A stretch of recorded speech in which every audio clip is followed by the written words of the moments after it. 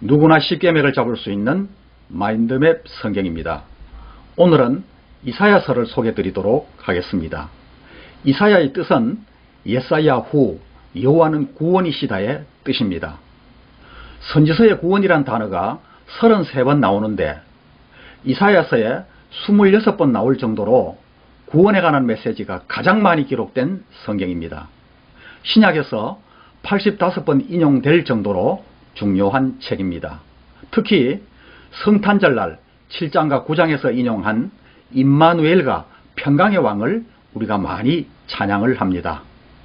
또 고난주간에는 이사야 53장의 고난받는 종의 모습을 많이 소개하므로 신약시대의 우리에게도 매우 친숙한 성경입니다. 하늘이여 들으라, 땅이여 귀를 기울이라. 이사야는 남쪽 유다왕국에서 활동한 선지자로서 책망이 없고 현실을 그대로 지적하고 예언하였습니다. 이사야서는 예레미야, 에가, 다니엘, 에스겔서와 더불어 분량이 많아서 대선지서로 분류되어 있지만 실제로도 이사야는 큰 선지자입니다.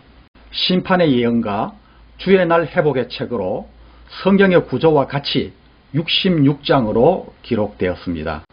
요약하면은 유다왕 우시야 말년부터 므낫세 초기까지 활동한 이사야 선지자는 주의 날에 대한 심판과 히스기야 때의 역사적 사건을 기술하며 영광스러운 메시아 왕국이 성취되어 회복될 것을 예언한 책입니다.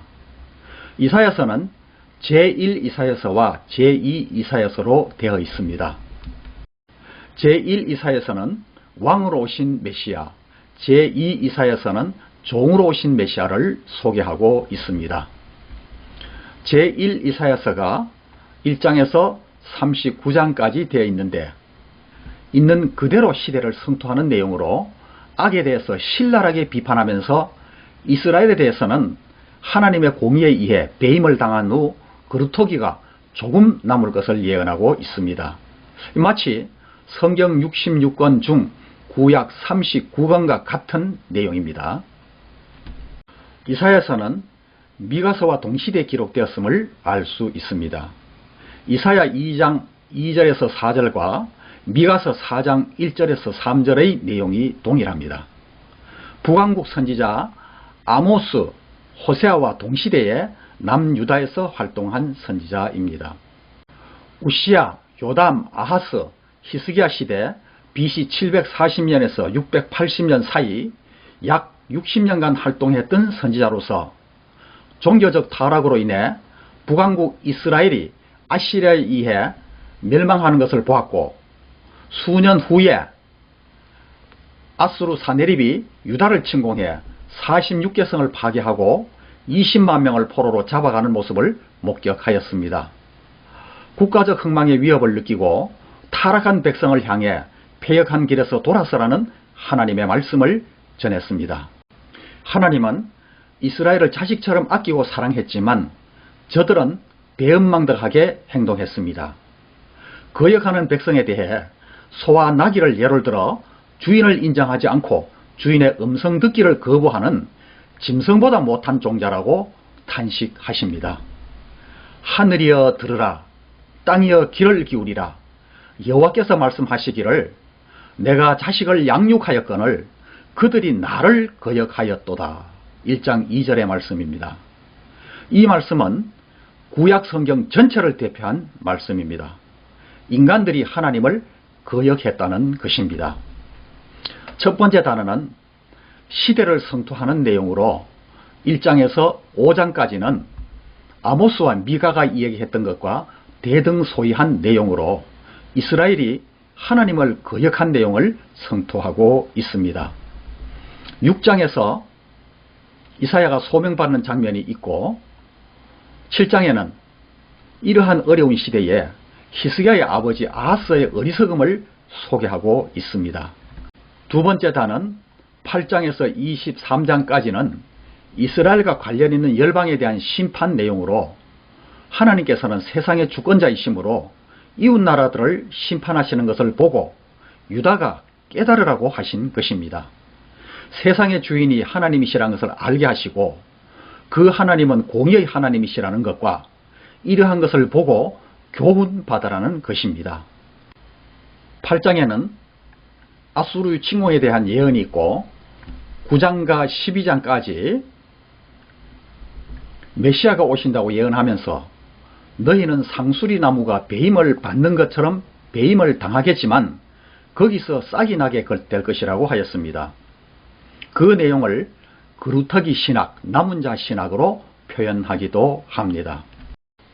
13장에서 23장까지는 열방 심판에 대해서 예언합니다. 하나님께서는 이스라엘 하나님뿐 아니라 온 천하의 하나님이시므로 이스라엘과 관련된 모든 나라에 대해서 특히 이스라엘이 의지했던 애굽 구스, 이런 나라는 아수르에 대항할 만한 큰 나라입니다. 유다는 하나님을 의지하지 않고 이러한 나라를 의지하려고 했습니다. 이사야가 벗은 발을 가지고 3년 동안이나 다니면서 너희들이 의지하려는 애굽과 구스도 이렇게 헐벗은 노예가 되고 말 것이라고 예언했습니다. 세 번째 단어는 이사야가 보았던 종말론적인 유다에 대한 예언이 24장에서 27장까지 있습니다. 하나님께서 심판하시지만은 이스라엘은 때가 되면 반드시 회복될 것이고 에돔은 멸망받는다는 내용으로 오바드서와 동일한 에돔에 대한 예언입니다.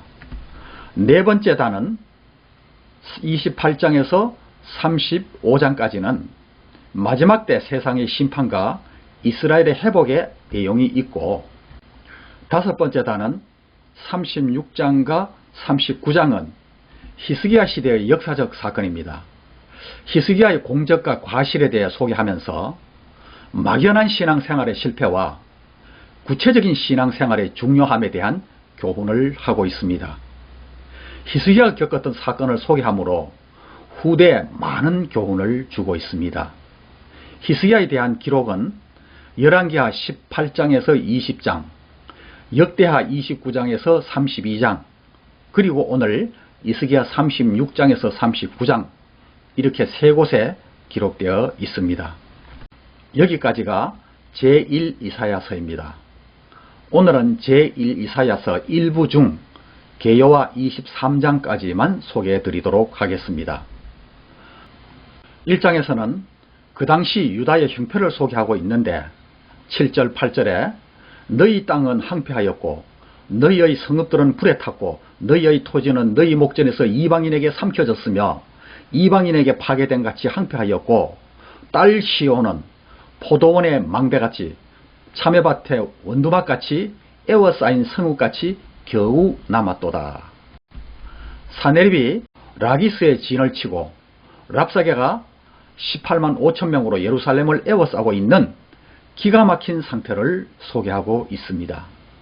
또한 하나님께서는 너희들의 제사와 예물을 폐하겠다는 말씀도 하십니다. 12절에 너희가 내 앞에 보이러 나오니 이것을 누가 너희에게 요구하였느냐? 내 마당만 밟을 뿐이라. 헛된 재물을 다시 가져오지 말라. 분향은 내가 가증히 여기는 바요 월삭과 안식일과 대로 모이는 것도 그러하니 성회와 아울러 악을 행하는 것을 내가 견디지 못하겠노라. 내 마음이 너의 월삭과 정한 절기를 싫어하나니 그것이 내게 무거운 짐이라. 내가 지기에 곤비하였느니라. 너희가 손을 펼 때 내가 내 눈을 너희에게서 가리고 너희가 많이 기도할지라도 내가 듣지 아니하리니 이는 너희의 손에 피가 가득함이니라. 왜 유다가 이렇게 되었는가에 대해서 이사야가 지적한 죄악은 세 가지였습니다. 종교적으로 우상 숭배, 남자들의 교만, 여자들의 사치였습니다. 하나님의 거룩한 백성으로 살아야 하는 이스라엘이 변질되고 타락하여 우상 숭배로 하나님을 떠났고 말씀과 공의를 무시한 채 돈을 사랑하고 세상을 쫓는 변질된 삶을 살게 되었습니다.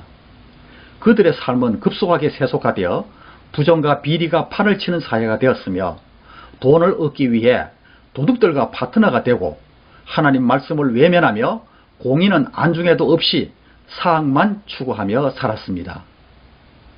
불의와 타락의 중심에는 예루살렘에 부패한 고관들이 깊이 관여하고 있는데 하나님은 계속해서 이스라엘의 범죄를 책망하시는 한편 돌아오면은 잿물로 씻듯이 정결케 하고 회복시키겠다 약속하시고 계속 제 길을 걸어가면 패망하게 될 것이라고 경고하십니다. 18절입니다. 여호와께서 말씀하시되 오라 우리가 서로 변론하자. 너희의 죄가 주홍 같을지라도 눈과 같이 희어질 것이요 진홍같이 붉을지라도 양털같이 희게 되리라. 회개하면 산다는 뜻으로 이사야 선지자의 이름은 여호와는 구원이시다의 뜻입니다. 2장에는 하나님께서 역사 속에 개입하셔서 특별한 일을 이루실 새날 여호와의 날에 이루어질 일들을 말씀하십니다.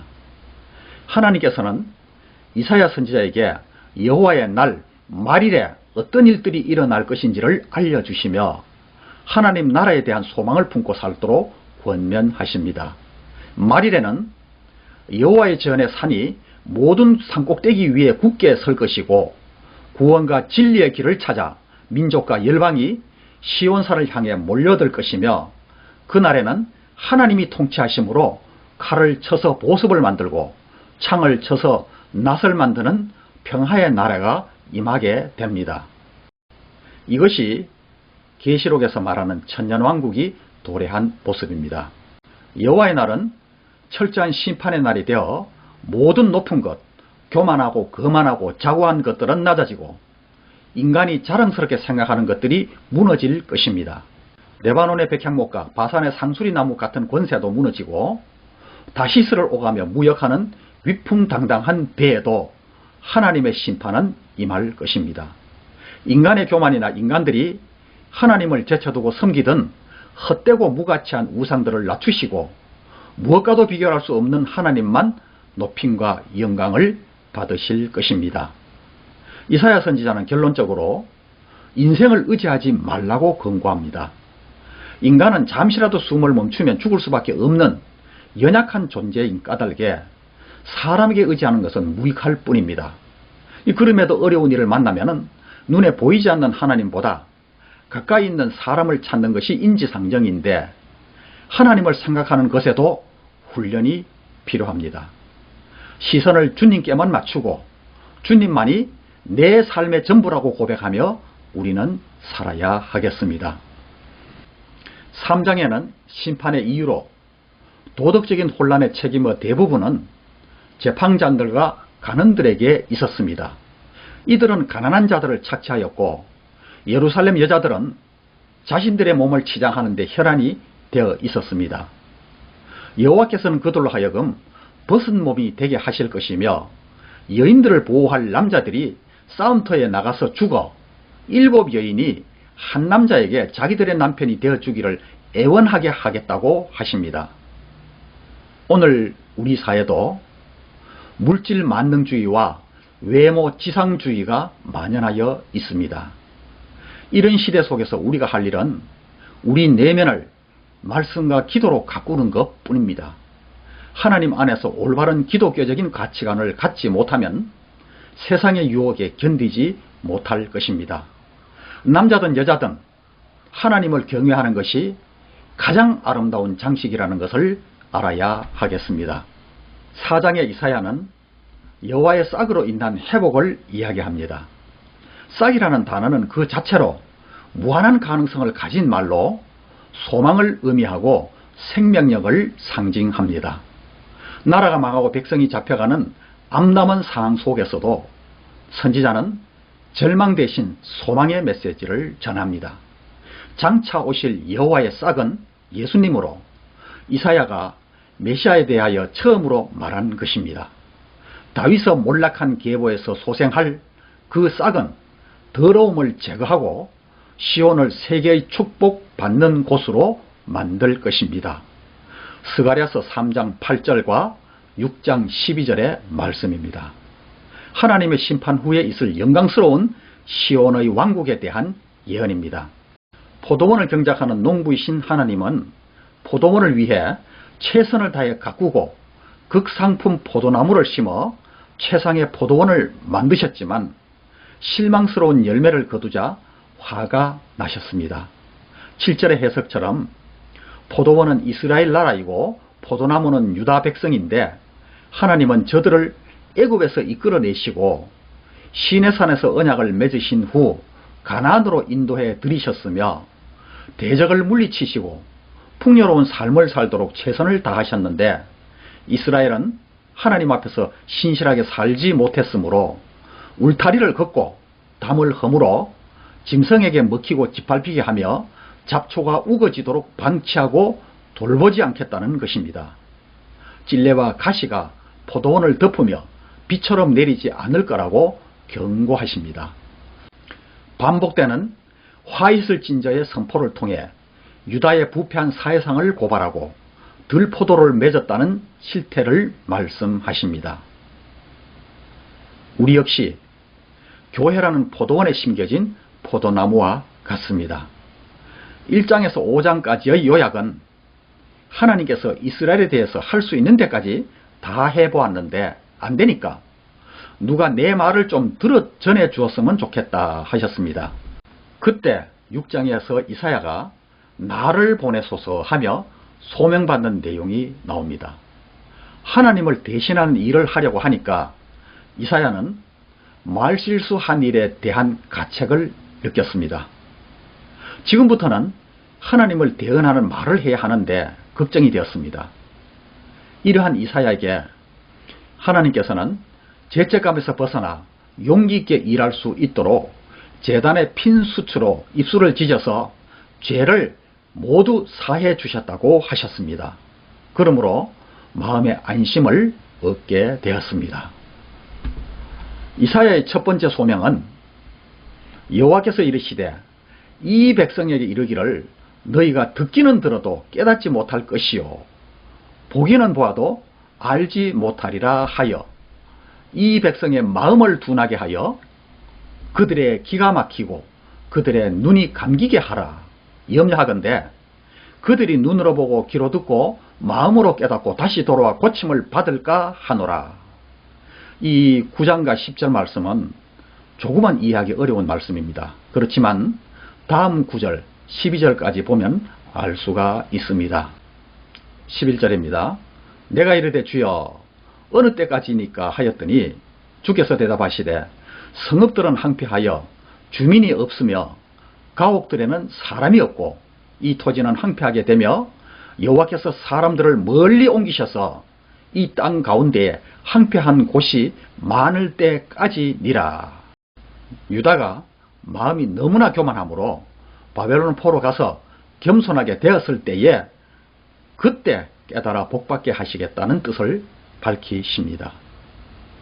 예수님께서도 요한복음 12장에 사람들의 완악함에 대해서 이사야서를 인용하여 말씀하셨습니다. 요한복음 12장 39절입니다.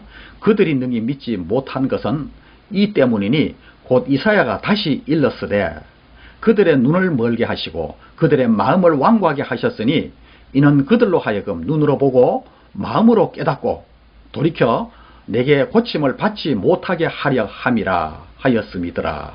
이 사람들이 하나님을 계속 반역함으로 하나님께서 그들을 완악한 대로 버려두셨고 그 버려두심도 하나님의 계획에 들어있다는 뜻입니다. 성화의 의지에 대해 최선의 자세가 보이지 않는 자들에 대한 심판입니다. 그러나 13절 그 중에 10분의 1이 아직 남아있을지라도 이것도 황폐하게 될 것이나 밤나무와 상수리 나무가 배임을 당하여도 그 구루터기는 남아있는 것 같이 거룩한 씨가 이 땅의 거루터기이니라 하시더라. 세상이 모두 타락해도 극소수 진리편에 남아있는 자들이 있고 그 남은 자들 거루터기의 싹이 본체를 덮게 된다는 말씀을 하십니다. 이 말씀을 근거로 사도 바울이 남은 자 신학을 정립했습니다. 그에게 하신 대답이 무엇이냐? 내가 나를 위하여 바알에게 무릎을 꿇지 아니한 사람 7,000명을 남겨두었다 하셨으니 그런즉 이와 같이 지금도 은혜로 택하심을 따라 남은 자가 있으니 로마서 11장 4절에서 5절 말씀입니다. 7장과 8장은 유다왕 아하스 왕 때 이야기로서 당시 신흥제국 아시리아는 주변의 나라들을 정복하기 시작했는데 북왕국 이스라엘도 전쟁에 패배하고 속국이 되어 조공을 바쳤습니다. 그때 이스라엘 왕 베가는 아시리아에 항거하여 아람과 동맹을 맺고 반아시리아 정책을 펴고 자기들과 동조하지 않는 남왕국 유다를 이렇게 침공하였습니다. 가장 가까이 있는 아람과 이스라엘 동맹군의 침공에 아하스 왕과 백성들의 마음이 두려움에 떨었습니다. 아하스와 백성들이 두려움에 떨고 있을 때 하나님은 이사야와 아들 스알야숲을 보내 삼가며 조용히 하고 두려워하거나 낙심하지 말라는 말씀을 전하십니다.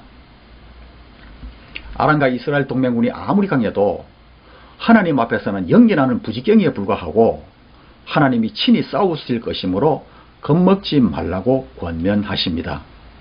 르신과 베가의 동맹 소식을 듣고 두려움에 떠는 아하스 왕에게 하나님께서는 그들의 계획은 이루어지지 않을 것이라고 말씀하시면서 하나님 말씀이 믿어지도록 징조를 구해보라고 하시지만 이 아하스 왕은 거절을 합니다. 이것은 얼핏 보면 무척 경건한 것 같지만 실제로는 하나님의 계획을 믿지 못하는 불신앙적 대답입니다. 아하스가 징조 구하기를 거부했음에도 하나님은 여전히 징조를 보여주십니다. 인간의 불신과 불순종에도 하나님은 구원 역사를 끝까지 진행하실 것입니다. 하나님께서 염려하지 말라고 이사야를 통해 주신 증표 두 가지는 첫 번째는 임마누엘의 약속입니다. 처녀가 잉태하여 아들을 낳으리니 그 이름을 임마누엘이라 하리라는 약속을 주십니다. 이것은 문자적으로는 아하스 주변에 있는 결혼 정령계의 처녀가 결혼하여 아들을 낳으면 이름을 임마누엘이라 부를 것이고 그 아이가 철이 들기 전에 아수르가 와서 르신과 베가를 쳐서 아람과 이스라엘이 패하는 것을 보게 된다는 것이며 그 말씀이 실제적으로는 신약시대에 예수님을 통해서 분명하게 이루어졌습니다. 두 번째 약속은 아들을 낳으면 이름을 마헬살랄 하스바스라고 지으라 하셨는데 그 뜻은 노략이 곧 급하게 임한다는 뜻으로 아람과 이스라엘 두 나라가 머지않아 아시리아에 의해 노략을 당하게 된다는 것입니다. 하나님의 말씀대로 다메섹은 BC 712년에 사마리아는 722년에 아수르에 멸망당했습니다. 우리는 여기서 믿음 주시려는 하나님의 열심을 보게 됩니다. 아람과 이스라엘 동맹군의 침입을 연기나는 부지경에 불과하다 이렇게 말씀해 주셨고 한 여자가 아이를 놓게 되면 이름을 하나님께서 함께 하신다는 뜻으로 임마누엘이라 하라. 그리고 세 번째는 이사야의 아들 이름을 서판에 적으라. 마헬살랄 하스바스로 아시리아가 빨리 올 것이다. 하나님께서 우리에게도 믿을 수 있는 귀한 이름을 주셨는데 예수라는 이름입니다. 그 예수라는 이름은 하나님의 독생자의 이름인 동시에 우리의 구원자이시며 귀신도 벌벌 떨고 바람과 파도도 순종하는 능력의 이름입니다. 오늘도 그 약속의 이름, 권세 있는 이름을 붙잡고 끝까지 믿음으로 승리해야 하겠습니다. 9장은 메시아 탄생에 대한 예언장으로서 앞서 8장 마지막 부분에 선지자 이사야는 이스라엘이 심판을 받아 흑암에 처하게 될 것이라고 경고했는데 이번에는 고통의 시대가 가고 구원의 새 시대가 올 것을 예언합니다. 스불론과 납달리는 이스라엘 북쪽 지역으로 아시리아 같은 북방 왕국이 쳐들어왔을 때 가장 먼저 공격을 받아 항폐화되고 멸시당하는 곳이지만 그곳에서 인간의 역사를 뒤집는 위대한 구원의 역사가 시작됩니다. 빛은 하나님의 영광스러운 임재나 강림을 의미하는데 이는 예수님이 갈릴리에서 사역을 하시는 것으로 성취되었습니다.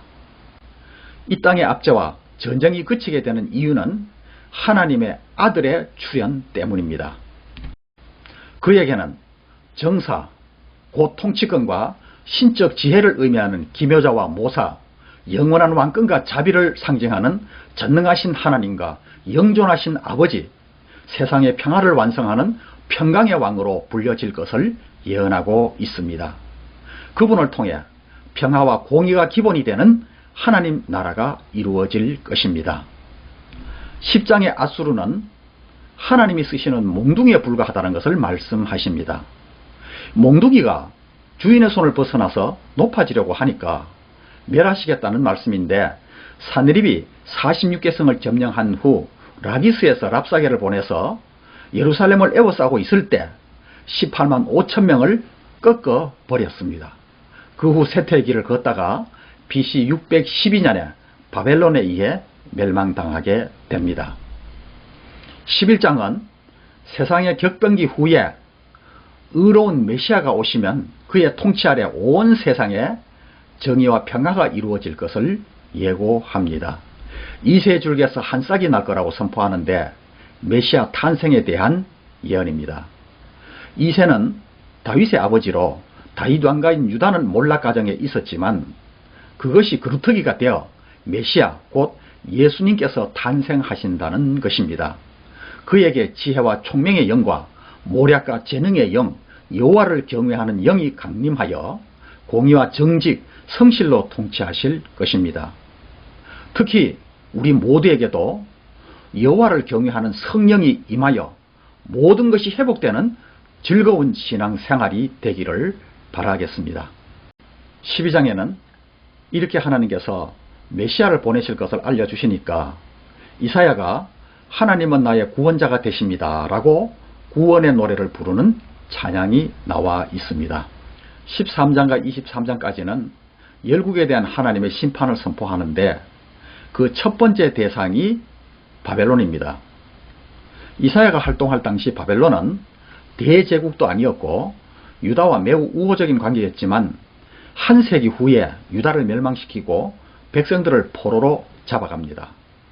역사의 주권자이신 하나님은 세계를 지배하는 제국으로서 교만함과 포악함을 미리 아시고 심판을 예언하시는 것입니다. 하나님께서 멸망할 것이다 라고 한 나라는 지금 모두 멸망했습니다. 하나님은 세상 경영을 위해 만국을 불러서 사용하십니다. 이스라엘을 징계하기 위해서는 아수르를 사용하셨고 이 아수르는 바벨론은 메대와 페르시아를 통해서 멸망시키셨습니다. 성경이 말한 대로 세계 역사가 확증해 주고 있습니다. 문자 그대로 다 이루어졌습니다. 역사를 알고 성경을 알면 하나님이 보이게 되어 있습니다. 14장에는 바벨론 심판 예언의 뒤를 이어 바벨론 왕의 몰락을 노래하는 내용으로 자기 자신을 하나님 자리에 높여 교만하다가 극도로 낮아진 사탄을 바벨론 왕에 비유하여 기록한 것으로 사탄의 근원을 알 수 있는 내용이기도 합니다. 사탄을 닮은 두 마음은 첫 번째는 두로 왕의 사치로 에스겔서 28장 13절에 기록되어 있으며 두 번째로는 바벨론 왕의 교만에 대한 것인데 혼자서 빛을 내는 계명성으로 이사야 14장 12절에 표현하였습니다. 사탄을 닮은 두 가지 마음은 사치와 교만입니다. 두로 왕의 사치가 사탄의 속성을 닮았으며 바벨론 왕의 교만이 또한 사탄의 속성입니다. 사탄은 하나님께 교만의 뜻이며 마귀는 사람에게 중상모략한다는 뜻입니다. 15장 16장은 모압에 관한 경고입니다. 모압은 아브라함의 조카 롯의 맏딸이 그의 아버지와 근친상간하여 낳은 아들 모압의 후손으로 사해 동편 지역에 살면서 물질적으로 부유했습니다. 이스라엘이 가나안 정복을 앞두고 요단강 동편을 진치고 있을 때 모압왕 발락이 술사 발람을 불러 그들을 저주하려고 했으며 사사기 시대에는 모압왕 에글론이 18년간이나 압제하는 등 이스라엘과 끊임없는 갈등을 일으키며 지냈는데 마침내 하나님은 그런 모압을 심판하시기로 하시고 모압의 모든 땅이 하루아침에 항폐하게 될 것을 선언합니다. 모압은 나라가 망하자 백성들은 그들이 섬기는 신들을 찾아가서 통곡합니다. 그들이 하는 전통적 방법으로 머리카락을 밀고 수염을 깎으며 굵은 배로 몸을 동이며 산당으로 들어가서 그들의 신 그모스를 찾아 울며 도움을 호소했지만 아무런 해답도 얻지 못했습니다. 또한 그 와중에도 그들은 지금까지 모았던 재물을 가지고 버드나무 시내를 거쳐 에돔으로 도피하기도 했으나 그것 역시 모압 전역이 죽음과 통곡으로 덮인 상황에서 구원의 길이 되지를 못했습니다. 모압인은 죽음의 순간에도 자기들의 재물을 지키려는 생각에 정신이 팔려 있었지만 목숨이 위태한 경각에 재물에 집착한들 무슨 소용이 있겠습니까? 모압이 무서운 심판을 당해야 하는 이유는 교만과 거만 분노와 헛된 자랑이라고 지적하십니다. 사람이 교만에 빠지면 하나님의 말씀보다 자기 말이 더 크게 들리고 말씀이 멀어질수록 교만은 여름날 잡초처럼 무성해지는 악순환이 반복됩니다. 우리 개인이 가장 자부심을 가지고 자랑으로 삼는 것들을 조심해야 합니다. 골리앗에게 거대한 체구는 큰 자랑거리지만 맞히기 쉬운 표적이기도 합니다. 17장에는 이 다메섹과 에브라임의 멸망을 예언하고 있습니다. 다메섹은 수리아의 수도 이름으로 여기서는 수리아 자체를 가리키며 이스라엘은 당시에 수리아와 동맹을 맺고 있었기 때문에 이 두 나라는 7장에서 아하스 왕에게 예언한 대로 아수르에 의해 멸망당하게 됩니다. 이스라엘을 침략한 그 아수르도 하나님의 징벌을 받아 파멸될 것을 말하고 있습니다. 12절에서 14절까지의 말씀입니다. 18장은 구스에 대한 예언입니다. 구스는 남애굽, 즉 에티오피아입니다. 에티오피아는 당시 애굽 전체를 장악하고 있었는데 아수르의 사네립이 유다를 치면 자신들도 위험할 것을 염려하고 있었습니다. 이사야는 아수르의 멸망에 대해 에티오피아와 전 세계가 주목할 것과 하나님이 아수르를 마치 포도나무 베듯 벌하실 것과 구스인들이 여호와의 승리를 보고 예물을 가져올 것에 대해서 말하고 있습니다. 19장은 애굽에 대한 심판으로서 600년 후 애굽 역사를 정확하게 예언한 것입니다. 애굽의 무정부 상태와 내란, 폭정, 분열, 애굽인의 혼미, 그리고 신약시대에 애굽의 복음이 전해질 것이 예언되어 있습니다. 이사야 당시 애굽은 오랜 역사를 이어온 대제국으로 신흥제국 아수르에 대항하는 세력의 중심 역할을 했기 때문에 이스라엘은 늘 애굽을 의지하려 했고 하나님은 그래서 애굽을 치셨지만 애굽이 지난날 10가지 재앙과 자기들이 당하는 현재의 심판 과정을 통해 하나님의 권능을 보고 두려움에 사로잡히고 하나님을 인정하게 되자 그들을 건지시고 복음이 전해지게 하십니다. 하나님이 주시려는 것은 멸망이 아니라 생명이기 때문에 징계 중에도 살리는 은혜를 준비하고 계십니다. 마지막 날에 이스라엘뿐 아니라 이방인들도 그리스도의 십자가 깃발 아래 하나 되게 하실 것을 약속하셨습니다. 20장에는 애굽과 구스를 의지하여 아수르와 맞서려고 생각하는 친애굽파가 유다에 있었는데 애굽과 구스의 멸망을 예고하면서 헛된 것을 의지하지 않도록 경고를 하십니다. 현대미술의 몸으로 표현하는 행위예술이 있듯이 하나님은 이사야에게 3년간 벗은 몸과 벗은 발로 지내며 애굽과 구스가 아수르에 이렇게 포로로 끌려갈 것을 행동으로 보여주라고 하셨고 이사야는 순종했습니다. 그것은 애굽과 구스의 운명을 미리 보여줌으로써 그들을 의지하려고 하는 이스라엘 백성이 어떻게 해야 되는지를 깨닫게 하려는데 그 목적이 있습니다. 강해 보인다고 다 강한 것이 아닙니다. 사방으로 우겨쌈을 당하는 것 같은 어려움을 당할 때 마음이 급해 분별력을 잃고 서두르며 눈에 보이는 것을 찾다가 더 큰 어려움을 경험할 때가 있습니다. 실제로 아수르 왕 에살핫돈은 사르곤 사네립 왕 뒤를 이어서 애굽을 황폐화시켰습니다. 유다 입장에서는 애굽이 무너지는 것은 상상할 수도 없는 일이었지만 애굽과 구스는 그렇게 망하게 됩니다. 그러므로 환난과 어려움 앞에서는 참된 피난처이신 하나님께 도움을 구해야 하겠습니다. 21장은 멸망당할 자들이 보게 될 환상의 골짜기를 보여주고 있습니다. 바벨론과 에돔, 아라비아의 운명으로 바벨론은 많은 운하로 둘러싸여 있어 바다 가운데 있는 성곽과 같은 난공불락이었지만은 그들도 망하게 될 것과 에돔의 패배와 이스라엘의 승리를 예언하고 있습니다. 두마, 대만, 세일, 게달, 아라비아 등의 지명들은 야곱의 형 에서의 후손들이 사는 지역으로 에돔을 지칭한다고 학자들은 설명합니다. 에돔은 슬픔과 고통의 시간이 언제 끝날지 몰라 세일 사람들이 이사야 선지자를 파수꾼이라고 부르며 밤이 어떻게 되었는지 묻습니다. 그런데 아침이 와도 밤이 또다시 찾아오리라는 말로 고통에서 해방되어 기뻐하는 때가 잠시 찾아오더라도 또 다른 고통이 엄습한다는 것으로 말을 합니다.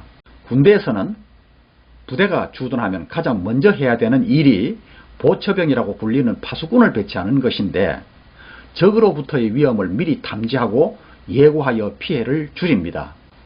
어둠 같은 고통의 밤에도 기도와 말씀으로 깨어있는 파수꾼이 있어야 하고 세상의 어둠 속에서는 믿음의 사람이 파수꾼이 되어야 합니다. 22장 환상의 골짜기라고 표현한 예루살렘에 대한 경고입니다. 환상의 골짜기는 골짜기로 둘러싸인 언덕에 있는 예루살렘을 말합니다. 이사야가 환상 중에 예루살렘을 둘러싸고 있는 골짜기를 보았기 때문입니다. 15절부터는 두 명의 개인에 대해 예언하고 있습니다. 어떤 마음을 가지고 무엇을 결정하며 어떻게 살아가는지에 대해서 물으십니다. 첫 번째 사람 셈나는 국고와 왕궁을 관할하는 매우 중요한 직책을 맡고 있었으나 나라의 어려운 형편을 생각지도 않고 자신이 죽은 후에 대비해 화로운 무덤을 준비하고 있었습니다. 섬기는 자리에 있어야 할 공직자가 오히려 자기만 생각했고 하나님의 뜻은 헤아리지도 않은 채 죽은 후에 들어갈 무덤만 준비했다는 것입니다. 하나님은 그의 계획을 송두리째 뒤집어 버리고 그를 공처럼 멀리 던져버리십니다.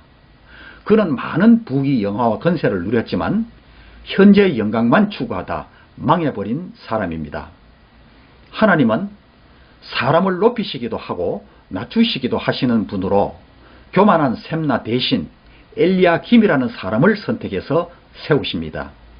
그는 아버지의 마음으로 백성을 섬길 것인데 하나님은 잘 박힌 목과 같이 그를 경고케 하겠다고 말씀하십니다.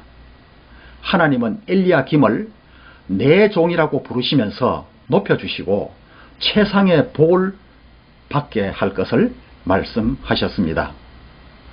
두 사람은 우리의 거울이 됩니다.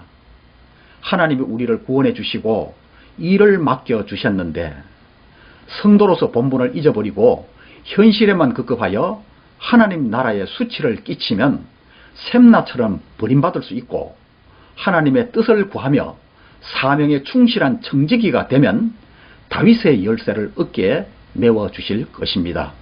하나님의 신실한 일꾼은 자신의 이름을 드러내려 하지 않고 하나님의 영광을 나타내려고 합니다. 하나님은 그런 사람을 높여주십니다. 바울은 무슨 일을 하든지 마음을 다하여 죽게 하듯 하고 사람에게 하듯 하지 말라고 권면합니다.